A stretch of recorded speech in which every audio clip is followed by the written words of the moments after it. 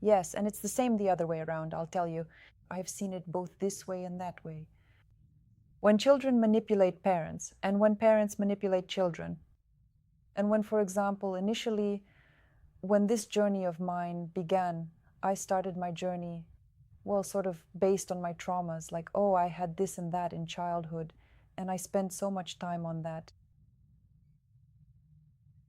Well, okay. The coolest thing turned out to be that, yes, you can work through these traumas as much as you want, but it's very important to just completely collapse them. Well, like, and manipulations. Why manipulations? Because it happens that it's very beneficial for children to play with their parents.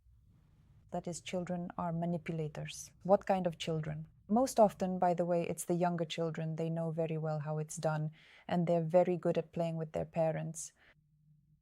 Parents most often play with either the eldest or the second child, because those are the ones, like the first children, who somehow gave in to them. But these ones are already more independent. They, on the contrary, have seen through this whole system, and they manipulate all of them from the side. Because if the little one starts crying, then, yep, the brother runs, and mom runs, and dad, and grandpa, and grandma, and everyone is there to serve him. And he controls all of them. And this, it's an endless game. And besides, these positions of who is playing, they're always changing. Sometimes it's the mom who's playing, sometimes it's the younger ones, sometimes the older ones. And they all change. It's not like it's classically fixed in place. Okay, tell me, essentially from that last thing we touched on, manipulation, parents can prepare children so that they themselves like start living independently of them. So essentially, parents should be interested in this. So it's their primary task to prepare the children and let them go. To prepare them, yes. Prepare them and let them go. That's all you need to do once you've had a child. And that's probably well said. I hope there are those listening who have young children.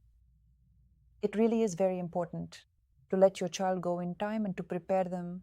And this doesn't mean that you need to hit the child and say, you have to study, or hit the child and say that you didn't mop the floor correctly, or something else. No. In fact, the parent's task is to very patiently, creatively in this regard, maybe even playfully do all this, so that for the child, for example, tomorrow, when they grow up and become a student, it's clear to them how to mop the floor, it's clear to them how to cook food.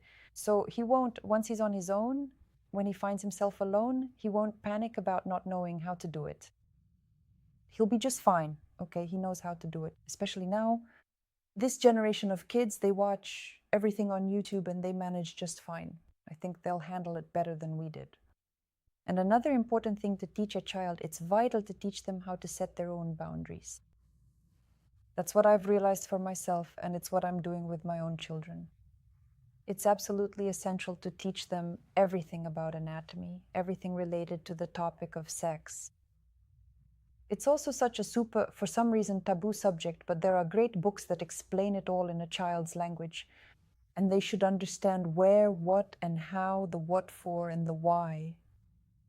What to do if, for example, some stranger approaches you. I mean, all these safety aspects. A child must understand and must know where their boundary, their body ends, and where another person's boundary begins. And then once they have those, then that child will already be a whole person. And they won't get caught up in all those kinds of situations. Why do parents worry? Because basically they haven't really prepared the child. They subconsciously know that the child isn't ready. They're just thrown into adult life, so to speak. And the parents panic that they won't cope, but actually you shouldn't fear that they won't cope. If you didn't have time, well, okay, they'll learn from their mistakes, they'll manage.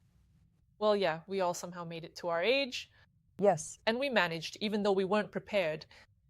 Tell me again, well, not again, but I just want to know, does separation really happen as a one-time thing, or does it actually occur, like layer by layer? I mean, is it something that happens all at once, or does it unfold gradually, step by step? And is there a point where separation is final? I love that. Such a hopeful question? No. I'll be honest with you, it's not a one-time thing. It will happen as you move further into your self-realization. As you go further into how you want to manifest yourself in this world, Manifestation isn't Instagram and it's not TikTok and not YouTube. I don't know. Manifestation is when you feel that this is what you want to do, you do it, and it appears in the world. Whether it's this video or it's, I don't know. Well, some people want to build factories and ships. Yes, some have factories, ships, it doesn't matter. The main thing is that you're doing something in this world, and what you do is manifested somehow.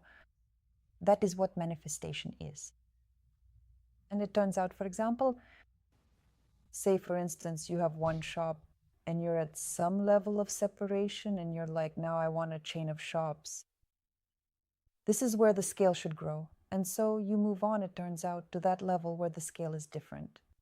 Accordingly, you'll dig even deeper into those levels within yourself, and you'll realize that, as it turns out here, I'm also still tied to the opinion of my parents, or maybe to the opinion of my grandmother, or maybe to the opinion of my teacher. And does this opinion work for me now, or does it not work? Sometimes it happens that someone's opinion has so accidentally settled in your subconscious that you perceive it as your own. And then at some point, when you go into the depths of some realization of yours, you realize that, damn, something is hindering me. And when you're already thinking from the position of how can I do this differently, you realize that this opinion is hindering me. And then you're like, you remember, damn, but this isn't my opinion. I was just told that this is the right way. And you take all of that and you throw it away. This is already what the more conscious separation looks like. Okay, I have another question. Well, regarding parents, we talked about like moving away from them, not taking money, but that kind of sounds like when the parents are still alive. But then there are adults whose parents are Gone. yeah. And how does separation happen in that case? Separation here, it's like a different story because they have to get out of the story of them being gone. Loneliness is what they're experiencing. And in the end, well, here again, this pain needs to be lived through. Well, it's impossible to move on until you release this pain from yourself and allow your body, everything, to live through this pain and realize why this was given to you. But all of us, when we came to this earth, we all, one way or another, chose some roles for ourselves. And this person also chose this exact role for themselves, where their parents were gone early. And every person still finds an answer for themselves that for this reason I needed this. And behind every such pain, behind every fear, there's actually a huge realization sitting there.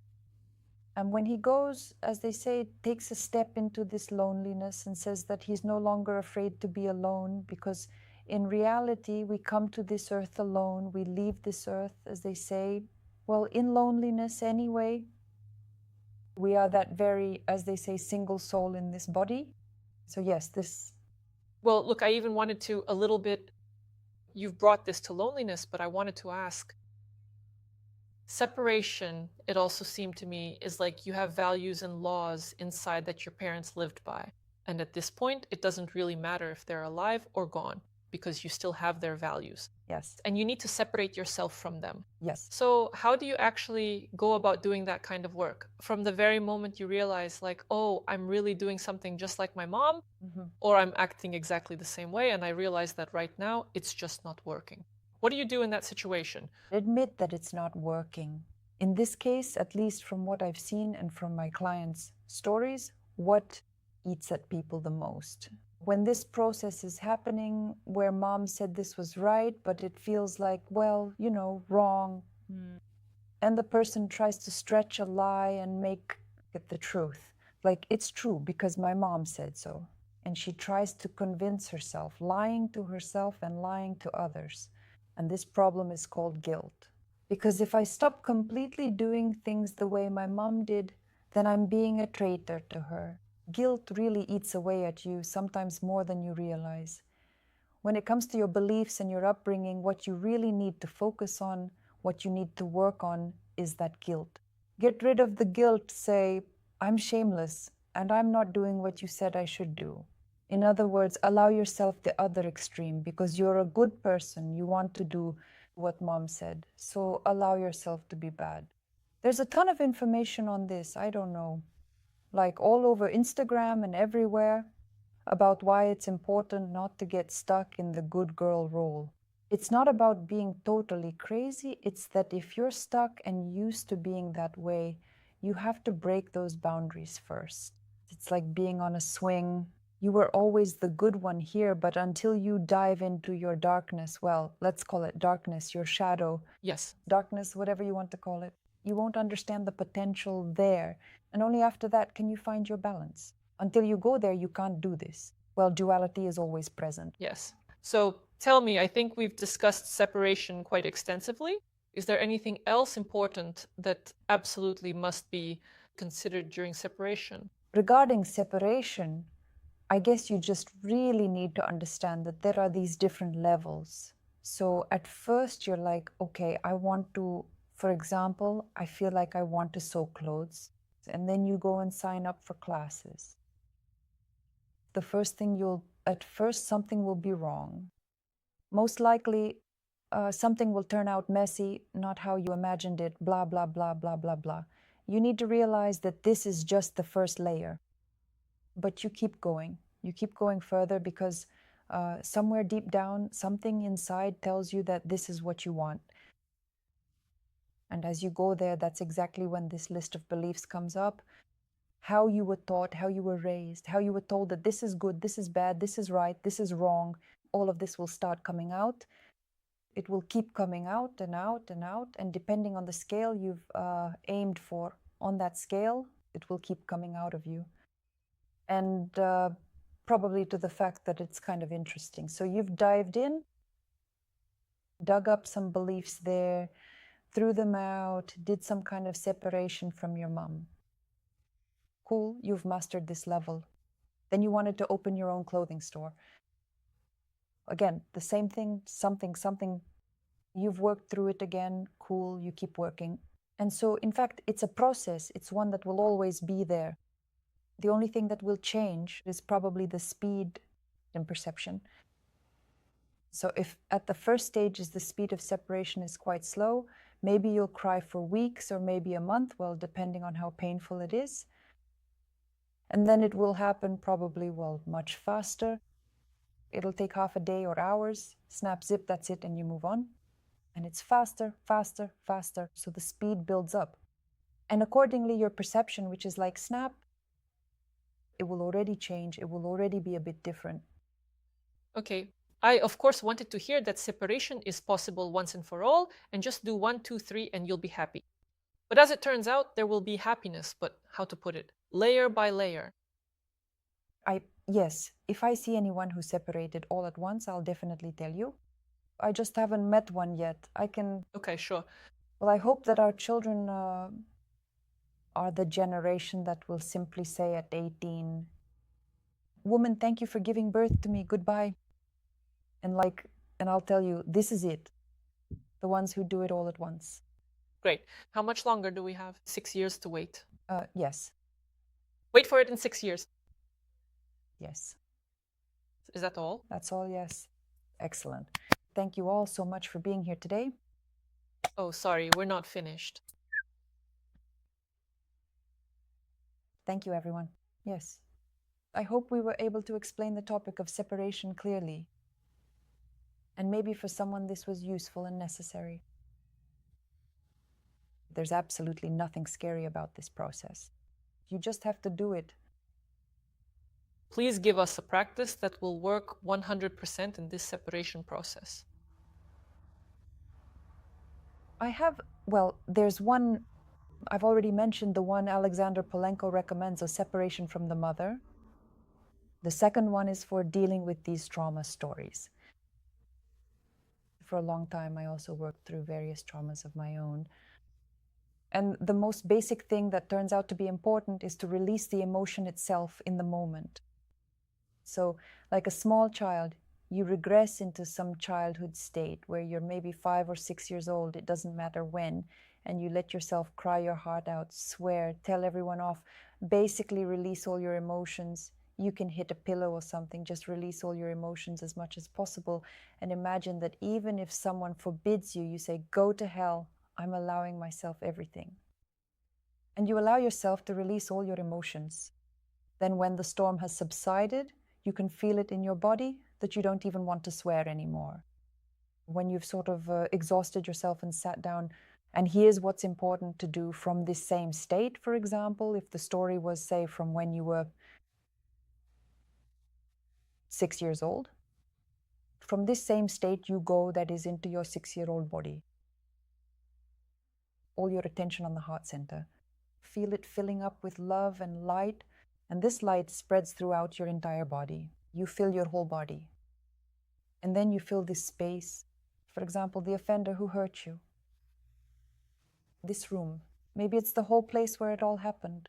Fill it with light. Clap your hands. Like a bright light, as they say, it spreads out. And then you bring yourself back to the reality of now, back into your heart center.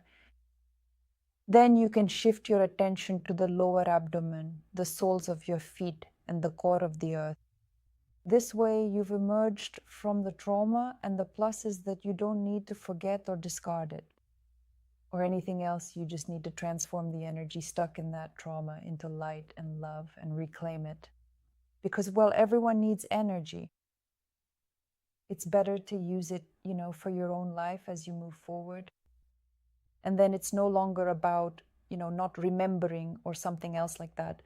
If it hurts a lot and the emotions keep coming up, you go through all this and you get your energy back, ground yourself, and that's it. Then this is like these are two things probably for me that really work well.